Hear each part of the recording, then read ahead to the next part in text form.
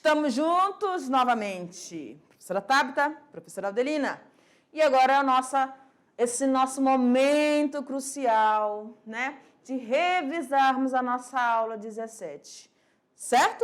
Onde a gente falou sobre a introdução do estudo da citologia, que vai estudar o quê? A célula. A célula. E aí a gente falou sobre a teoria celular, não foi? Eu sei que está fresquinho aí na sua mente. Você, aluno da mediação tecnológica, já sabe que todo ser vivo é dotado por essas unidades morfofisiológicas. Elas vão ter tamanhos, designs diferentes, funções diferentes, formando órgãos, né, tecidos, órgãos e sistemas para compor um organismo. Seja ele um ser humano, ou um outro animal irracional, seja ele um vegetal, seja ele um protozoário, uma bactéria de vida livre, um parasita, mas todos vão ter essas unidades. Vamos lá para o material? Então, a gente tem aqui, ó, célula, né? O que é mesmo essa célula, prof? É a unidade que vai te manter vivo. Hoje você está aqui, eu estou aqui, porque ocorreu lá no início, né? Não faz muito tempo não, Adelina, não faz muito tempo não. Faz um tempinho, bem pouquinho que a prof nasceu. Oh, tô novinha, prof, então. Mas meu pai e minha mãe, né, decidiram ter um romance. E nesse romance foi gerada a professora Tabita. Isso foi ocasionado pela fecundação dos gametas, o óvulo e o espermatozoide. Duas células reprodutivas que se fundiram. E aí geraram um zigoto. Esse zigoto se dividiu inúmeras vezes até formar tudo o que vocês estão vendo aqui e aqui. Tá certo? É isso mesmo. Então, todo ser vivo tem célula e essa célula precisa surgir de uma outra célula pré-existente. Vamos olhar o material. Então, a partir daí, nós temos a formação da teoria celular. E aí a gente falou sobre Robert Hooke, sobre Robert Brown, sobre o Leibniz. Falamos sobre os irmãos não, pai e filho, Hans e Zacharias Janssen, né? Então, todos eles contribuíram de uma forma ou outra para estar permitindo a junção de informações. Eita, prof, é mesmo. Robert Hooke fez o quê? Ele identificou as estruturas lá no material de cortiça, e a gente sabe que eram as paredes celulares da vegetal que ele estava observando, e chamou aquilo ali de células, pequenos compartimentos. Ficou, células. E aí, o pai e filho fizeram o microscópio. Opa, agora nós vamos conseguir perceber esses organismos que antes eram imperceptíveis a nós. Aí vem o Leibniz, ele entra com lentes muito mais aguçadas, que davam um aumento, uma resolução maravilhosa. E aí conseguiram identificar vários, inúmeros, tantos fungos, quanto plantas, quanto animais. Fantástico, ele descobriu realmente um mundo fantástico, tá bom? E aí apareceu Schleider e o Shivan, que foram aqueles que fizeram, né, detectaram que todos os vegetais e todos os animais também eram dotados por células e construíram, então, a teoria celular. Vamos olhar lá? Na teoria celular, eles dizem que a vida existe somente nas células, ou seja, todas as atividades que precisam para manter o ser vivo vão estar ocorrendo dentro das células. E a gente falou lá, né, reforçou que existem as vias metabólicas chamadas de quimiossíntese, de fermentação, fotossíntese e respiração celular. Todas vão estar dentro, ocorrendo no interior das nossas células, para poder permitir a geração de energia, a produção de energia, para nos manter aí ativos. Tá bom? Voltando lá. As células provêm somente de células já pré-existentes. Então, uma célula vai se dividir, gerando outra célula. Perfeito. E a célula é a unidade de reprodução e transmissão das características genéticas. Por quê? Porque é no interior delas, seja uma célula procariótica, que não tem núcleo, ou uma célula eucariótica, que tem núcleo, você vai ter uma genético. As informações vão ser passadas para os descendentes, para as novas células que vão surgir. Tá certo? Fica aí, a gente vai agora sentar.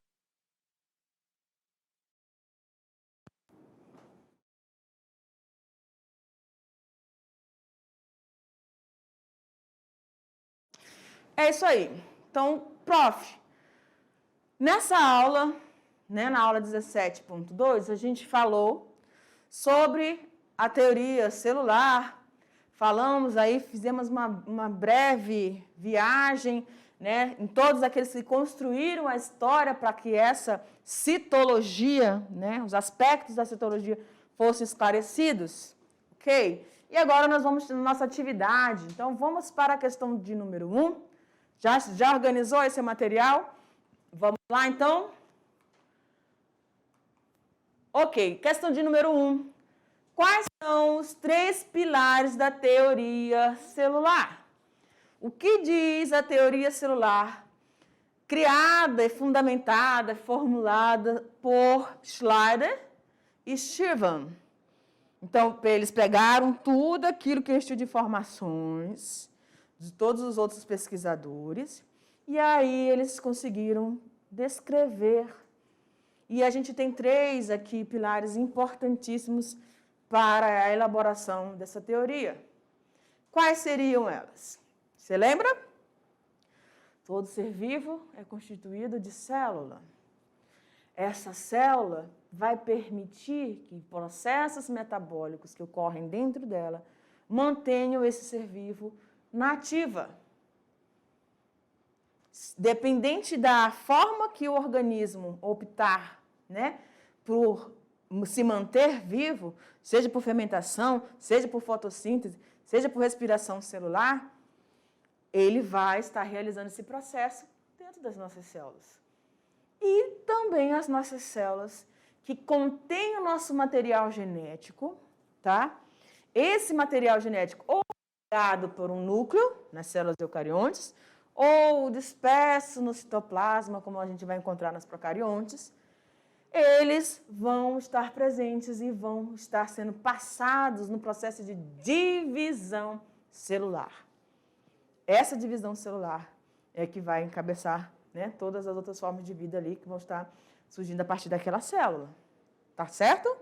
Vamos lá olhar como é que ficou? Vamos ver se você bateu aí com as nossas formas de conteúdo aqui. Vamos lá. Todos os seres vivos são compostos de células, ou seja, todas as reações do organismo dependem estritamente da atividade celular.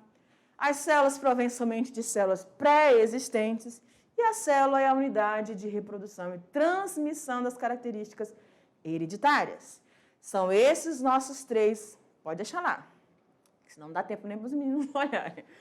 Então, são esses os 3 pilares, tá certo? Da teoria celular, formulada e fundamentada aí por Schleider e Shriram, que identificaram, lembram? Identificaram que todas as células vegetais e que todas as células animais eram dotadas ou todos os organismos animais e vegetais eram dotados por células, né? É isso mesmo. Vamos para a nossa questão de número 2? A descoberta da célula a partir de fragmentos de cortiça pelos 2 cientistas russos no início do século XIX produziu uma revolução sem precedentes no conhecimento biológico associado ao estudo da unidade morfofisiológica da vida. Ok. O texto acima apresenta algumas incoerências. Você conseguiu identificá-las? Em relação à história da citologia e teoria celular. Então, galera, olha aqui. Quando o texto enuncia aí a descoberta, deixa eu aqui. Pronto. Quando o texto ele fala aqui, ó, a descoberta da célula a partir de fragmentos de cortiça, ok, por 2 cientistas russos. No século XIX, produziu uma revolução sem precedentes, ok, no conhecimento associado, né, ao estudo da unidade morfofisiológica, que é a célula. O que está aqui complicado? Quem foi que permitiu o conhecimento ou a forma de dar o nome a esses pequenos compartimentos observados a partir da cortiça? Quem foram? Aqui está falando o texto, foram 2 cientistas russos. A gente sabe que foi Robert Brown, certo? Os 2 cientistas, eles auxiliaram mais na construção da teoria celular, que era o Shiva e o Schleider, mas eles não eram russos, né, galera? Quem lembra o que eles eram? Nacionalidade deles. Então, a questão está falando sobre isso. Sobre essas duas ênfases aí, de que esses dois russos, então, trouxeram informações preciosas para construir a teoria aí sobre essas unidades morfofisiológicas, mas a gente sabe que quem deu esse nome, né, a partir do material observado, que foi da cortiça, foi Robert Hooke. Vamos lá olhar, então? Então, Robert Hooke foi quem descobriu e deu o nome da célula às pequenas cavidades observadas na cortiça. Tem nada a ver com esses dois. Os dois cientistas, Shiva e Schleider, eram alemães e, baseados em seu estudo sobre células animal e vegetal, formularam a nossa teoria celular, que nos dá o conhecimento de que todo ser vivo é constituído por essas unidades. Se for um organismo unicelular, se tiver essa estrutura destruída, acabou. Se for um organismo pluricelular, como ele tem várias células, ele vai conseguir sobreviver e vai conseguir realizar ainda algumas funções. Tá? Vamos para a nossa próxima pergunta. Questão 3. A teoria celular, que é a base da biologia celular, sustenta-se em uma ideia central. Analise as frases abaixo e marque aquela que indica corretamente a principal afirmação dessa teoria. Vamos olhá-las? Então, nós temos ali na letra A, as células são unidades funcionais de parte dos seres vivos. Que complica aqui, né? Parte dos seres vivos? Não, né, galera? Todas as formas de vida são constituídas por essas unidades morfofisiológicas, as células. B, todos os organismos vivos são formados por células. É isso mesmo, né? C, toda matéria existente no planeta é formada por células. Galera, todo ser vivo é formado por células, né? Aí a gente vai entrar, não vai querer entrar na questão de novo da biogênese, mas vamos lá. Letra D. As células são formadas por membrana, citoplasma e núcleo. As células são formadas sim, mas as células eucariontes, né? Porque na célula procarionte não existe.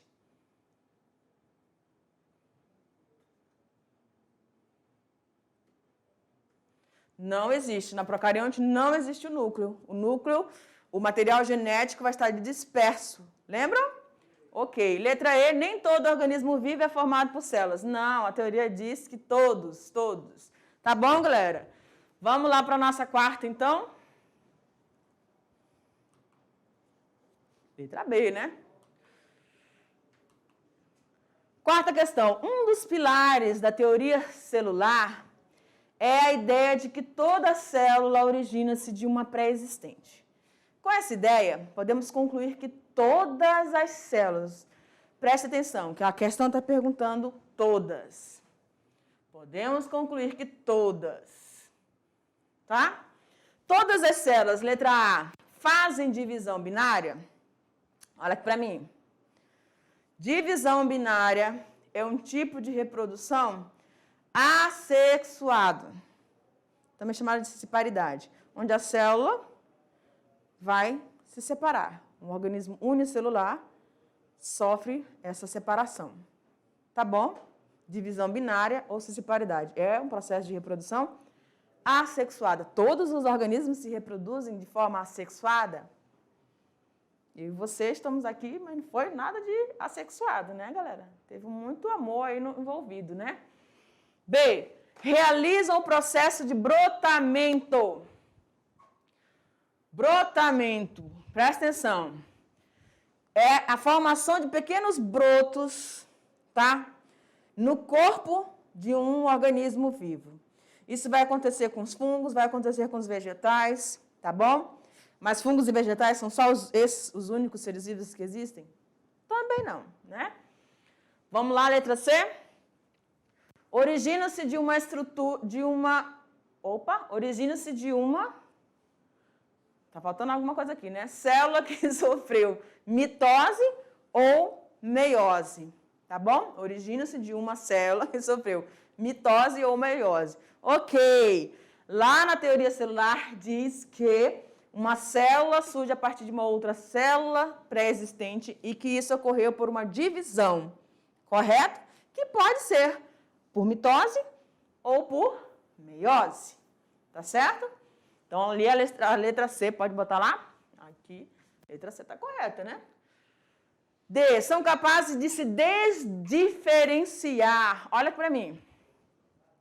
A gente tem as chamadas células totipotentes, presentes na medula, presentes no cordão umbilical, na placenta. Essas células têm a capacidade de se diferenciarem e formarem outras células de quaisquer outras partes ali.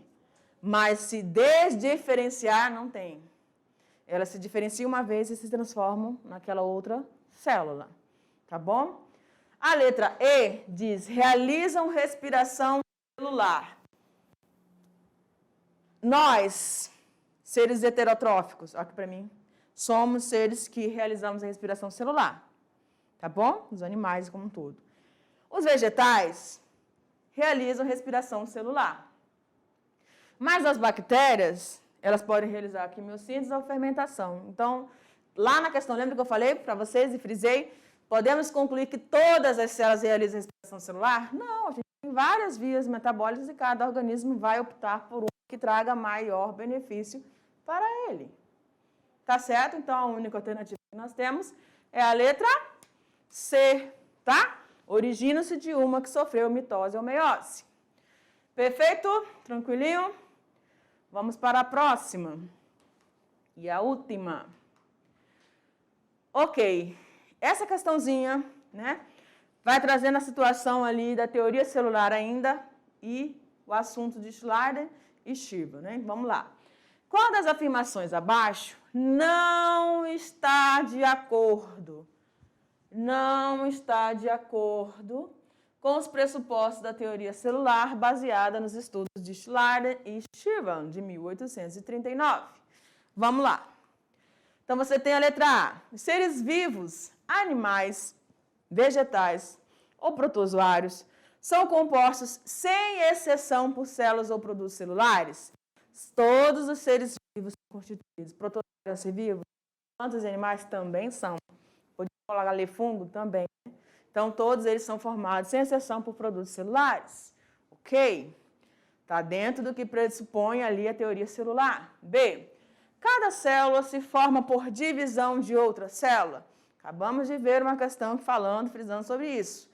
A divisão celular pode ser por mitose ou meiose, mas ela vai precisar ocorrer para dar origem a uma nova estrutura celular. Célula gera célula através de divisão, tá bom? Então, tá tudo certo. Vamos lá. O funcionamento de um organismo como um todo não depende do resultado do funcionamento das unidades celulares, exceto nos vírus. O que vai ficar pegando aqui, né? Que esse funcionamento não vai depender do funcionamento das unidades celulares? Olha aqui para mim. O que a gente falou lá sobre a questão do que vai manter a célula viva? Tudo que vai precisar manter a célula viva, os mecanismos de geração de energia, as reações químicas, né, vão ocorrer no interior dessas células. É óbvio que essas formas de obtenção de energia, tá, vão estar ocorrendo dentro dessas células e vai fazer parte de todo o mecanismo dela. Tudo vai estar ocorrendo dentro dessas unidades celulares. Então, não, vamos lá na questão, na letra C, o funcionamento de um organismo como um todo não depende do resultado do funcionamento dessas unidades? Claro que não, né? Ela vai depender, tá? Então, letra D, olha lá. O funcionamento de um organismo como uma unidade é o resultado da soma das atividades, sim, e interações das unidades celulares, sim, tá? Tá batendo com o que a gente viu com a teoria celular. Essas unidades estão presentes porque dentro delas ocorrem reações químicas necessárias para manter esse ser vivo vivo, ativo, tá? A última questão. Todos os organismos, exceto os vírus, são formados por células. Perfeito. A única que está ali e não está coerente é a letra C, né? Tá lá pra gente, ok? E é isso aí, galera. Caminhando juntos, sempre firmes, fortes, seguros, tá bom? Vamos ali pra gente estar finalizando e eu te aguardo na nossa revisão. Tchau, galera.